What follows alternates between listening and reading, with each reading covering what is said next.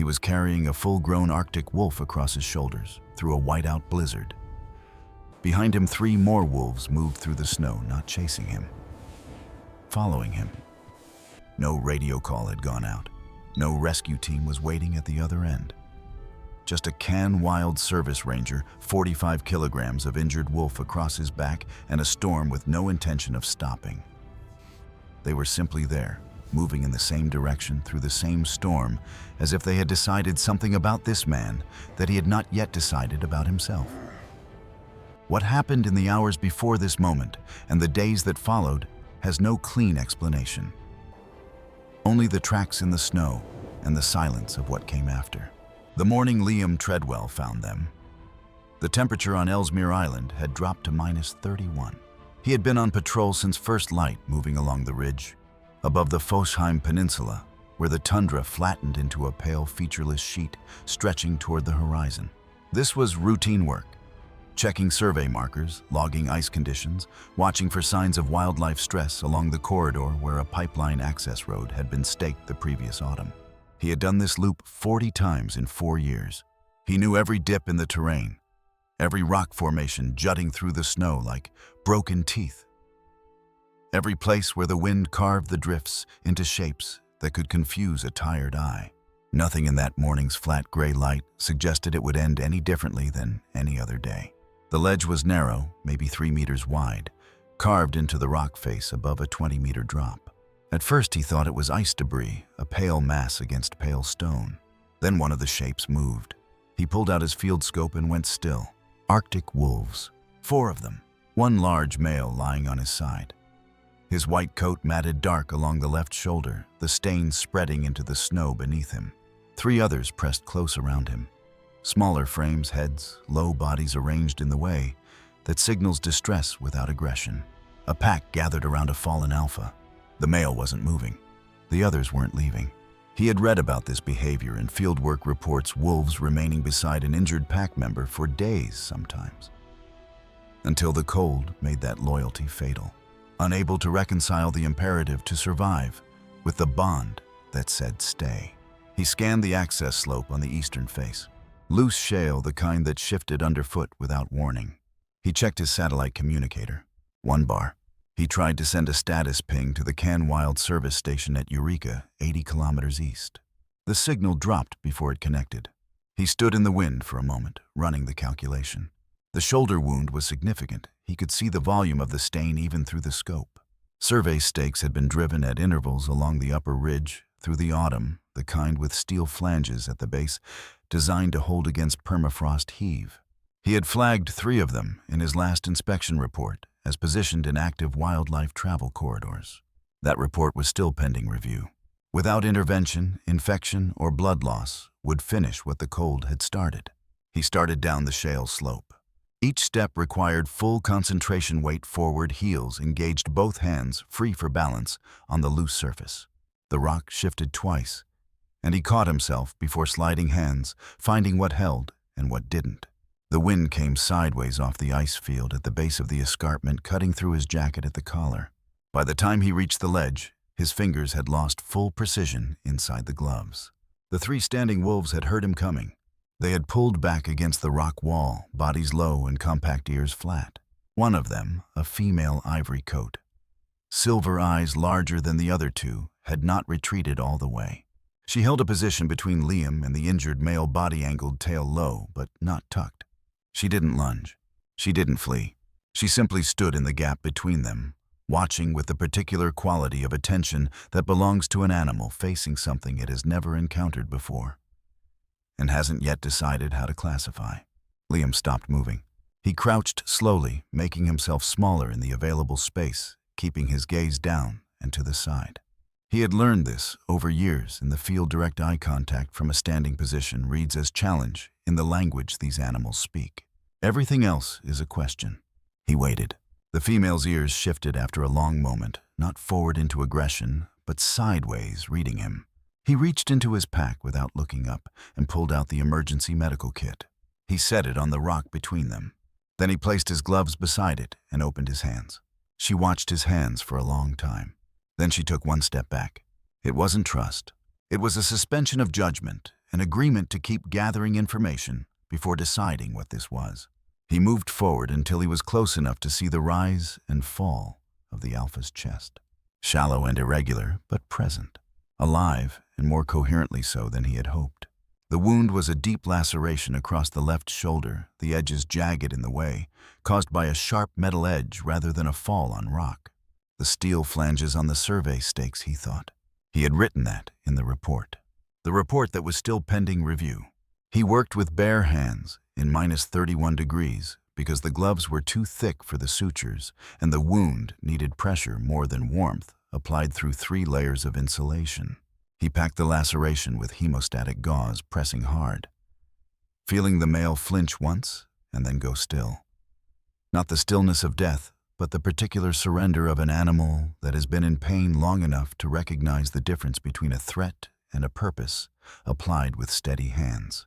The female circled the perimeter of the ledge twice while he worked, close enough that he could hear her paws on the rock, far enough that the distance between them never closed below 2 meters.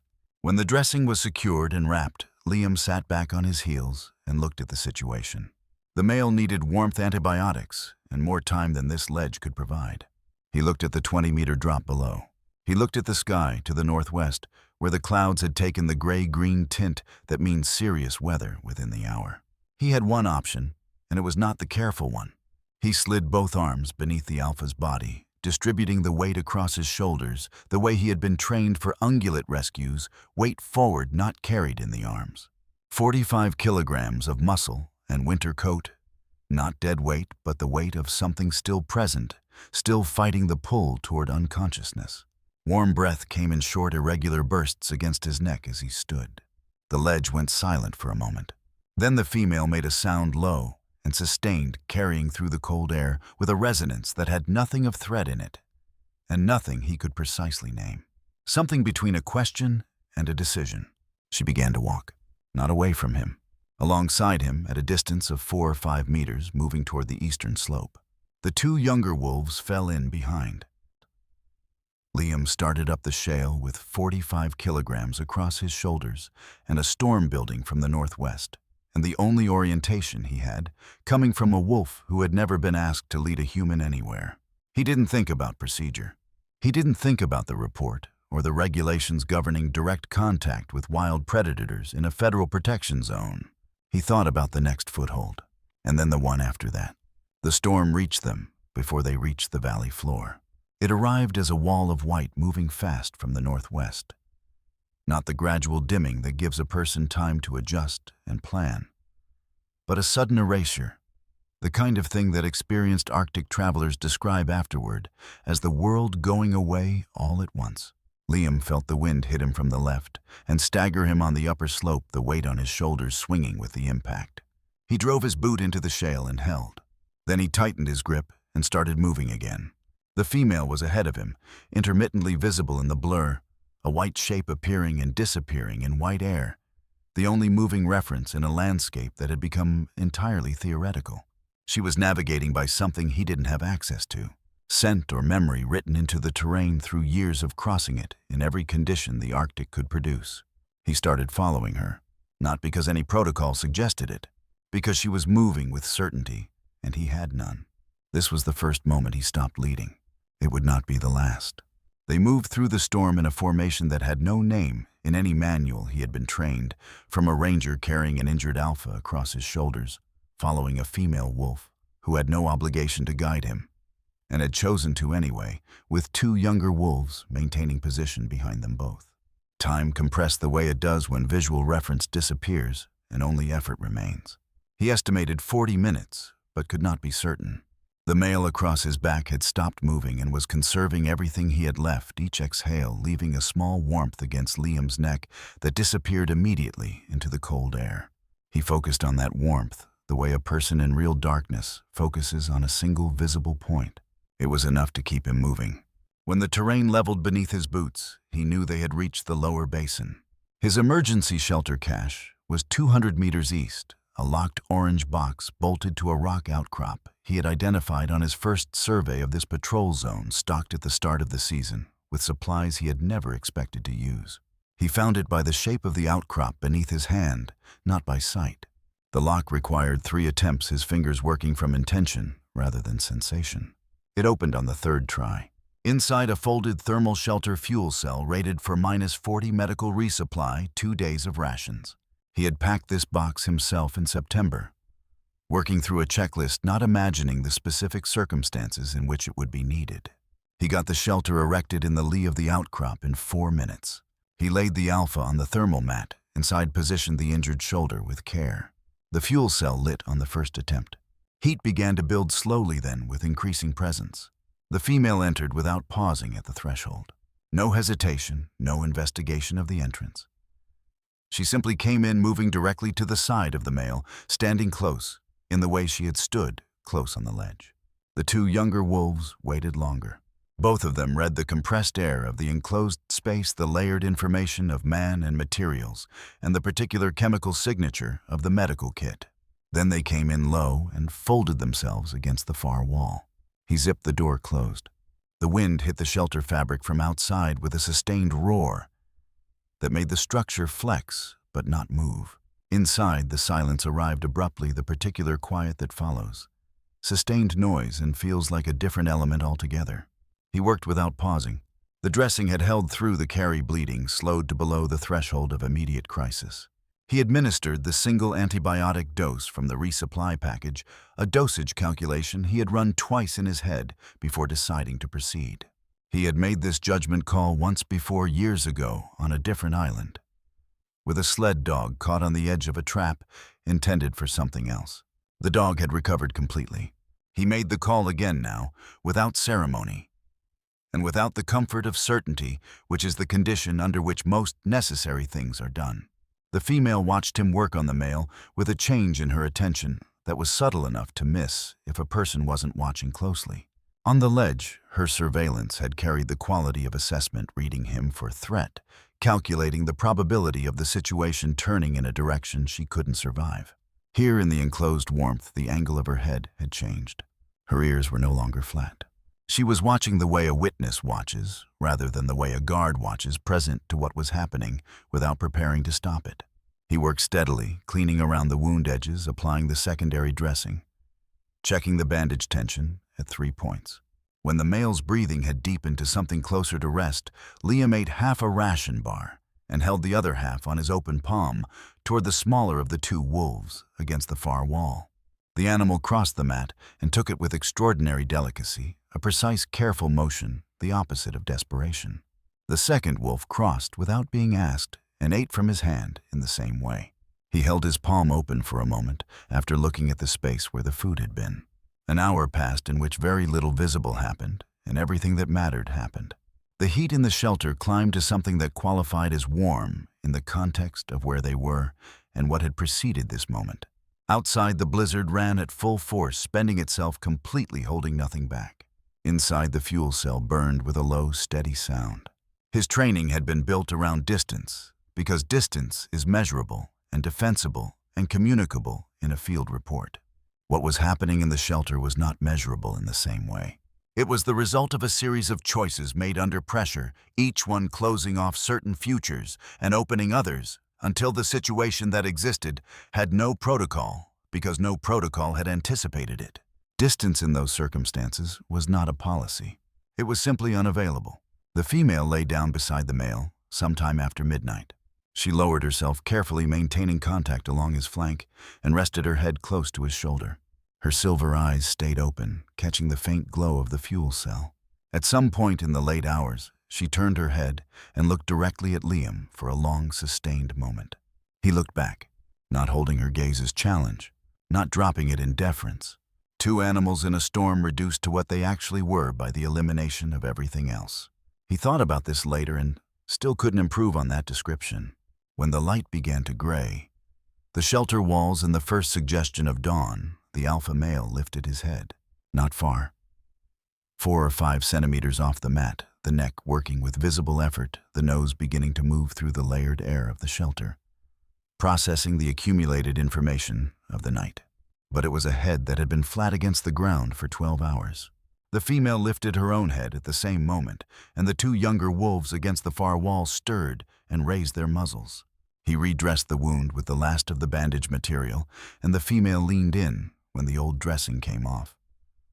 Dropping her nose to the wound for a moment, reading it, then settling back as if she had assessed the information and found it consistent with what she already knew. Outside, the wind had dropped. Not ended, but dropped to the level where it was weather rather than crisis. He unzipped the door and looked out at the changed world.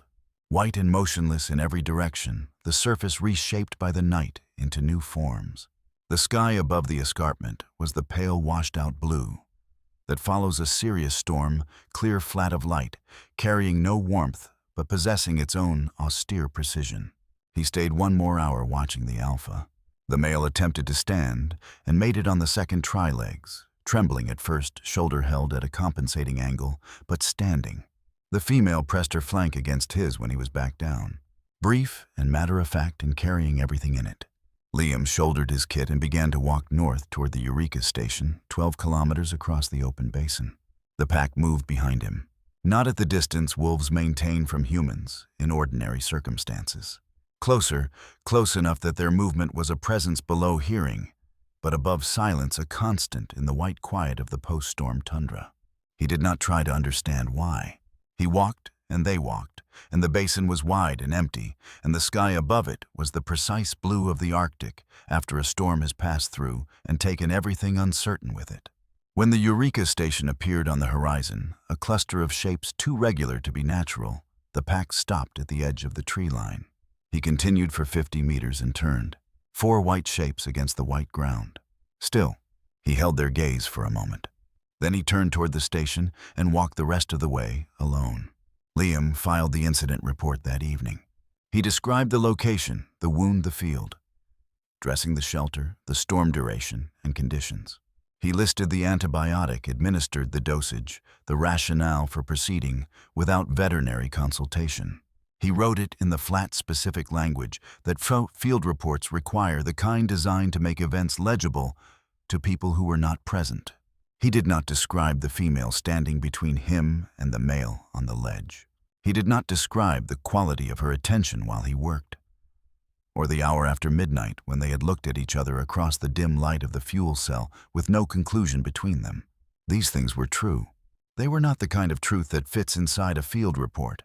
His supervisor read it the following day and flagged the unauthorized antibiotic administration. Outcome justified, the response said.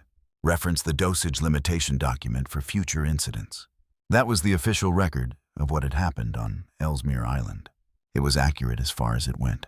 Liam stayed at the Eureka station 3 days resupplying and waiting for the weather window to fly south. On the second morning, he walked the perimeter trail at first light. At the edge of the basin along the tree line, he found tracks, 4 sets moving along the boundary and then back. The large ones, the alphas, showed the slight asymmetry of a gait, favoring the right side left shoulder compensating. But the stride length was normal. The animal was moving under his own power. The tracks were fresh made in the hours before dawn. The pack had covered 12 kilometers in the dark to come to the edge of the perimeter. They had not crossed over. They had come to the boundary and stood and then gone back the way they came. He stood in the snow beside the tracks for a long time. Then he looked out across the basin in the direction they led. Nothing moved on the open ground. 6 weeks later, back in his regular rotation, a forwarded message arrived from the Arctic Field Institute. A researcher had reacquired a GPS signal from a collar placed on a female Arctic wolf in the Fosheim Peninsula the previous summer. A collar logged as lost 4 months ago, when the signal had gone dark without explanation. The signal had reappeared. The coordinates placed her in the northeast quadrant of the Fosheim corridor, moving with 3 additional animals. The researcher wanted to know if anyone in the Can Wild Service network had recent visual confirmation of pack activity in that zone. Liam wrote back that he had. He included the track measurements from the Eureka perimeter, the stride asymmetry of the alpha male, the date and time. The researcher replied within the hour, asking whether he had observed any sign of denning activity. Liam reviewed his notes from the ledge. He thought about the female's posture, the specific quality of her positioning between him and the male, the particular deliberateness of it, the way a breeding female holds a space differently than any other animal holds it. He wrote back probable. 3 months after that, the seismic survey for the pipeline access corridor was suspended pending environmental review. The formal rationale cited new observational data on migration patterns and denning activity in the affected zone. The data had come in part from the reacquired collar signal, and the collar signal had come back because the female was alive. And the female was alive because a man had climbed down a shale slope in -31 degrees and opened his hands. Liam read the suspension notice on his phone during a rest stop on a trail he had walked 100 times. He read it twice. Then he put the phone in his pocket and looked at the tree line for a while. A year later, in late June, he was assigned to a monitoring sweep of the Fossheim corridor. He flew in with a 2-person team and spent 3 days documenting vegetation recovery along the staked access route. On the 4th morning, he went out alone. He was crossing a shallow ridge at mid-morning when movement in the hollow below made him stop. He raised the scope. 7 wolves. The alpha male, identifiable by the leftward lean of the shoulder, the slight compensation in the gait that had become permanent but not limiting. The female larger than the others, moving on the eastern margin with the purposeful efficiency he recognized. Around them 5 more, 3 nearly full-grown, 2 younger, their coats still carrying the faint cream undertone of their first year. He held position and watched. The female broke east, moving faster than the others, beginning the wide circle that cuts off the end of a trail. She reached a low rise at the eastern edge of the hollow and topped it, and was silhouetted for a moment against the pale sky. She stopped. She was looking in his direction. The distance between them was perhaps 150 meters. She held position for longer than a wolf holds position when it has detected something unfamiliar and is deciding whether to run. She was not deciding whether to run. Her ears moved not forward into alert, but sideways. The same angle they had taken on the ledge 13 months ago, when she had stepped back and let him work. She held it for another moment. Then she turned back to the hunt, her body dropping off the rise, in the fluid, unhurried motion of an animal, with no unresolved question between itself and the world around it. She rejoined the pack in the hollow, and they continued through the scrub together. Liam lowered the scope and stood on the ridge in the summer light. He had come to this corridor to document recovery. He had found something that word didn't fully describe, not a return to a prior state, but the continuation of something that had nearly been interrupted and had not been, and was now 7 animals deep and extending into seasons he would not witness. The wind moved through the scrub in long waves from the north. Below him, the pack gathered briefly before the next leg of the hunt heads. Raised bodies pressing close, the brief, dense contact of animals who have been together long enough that touch has become a language. The female did not look back up the ridge. She didn't need to. Whatever had existed between them on that ledge had been answered a long time ago. And the answer had been moving through the world ever since past the shelter. And the perimeter tracks, and the collar signal, and the suspended survey, accumulating into something larger than either of them had been the origin of. Liam turned south and began walking back toward the field station. Behind him, somewhere in the hollow, one of the wolves called a single note, rising, held and then released into the open air. Not directed at anything, not an answer to anything. Just present the way that wild things are present completely and without remainder. He kept walking. He had learned over the course of a year the difference between a sound that asks something of you and a sound that simply exists. This one simply existed, and that was enough.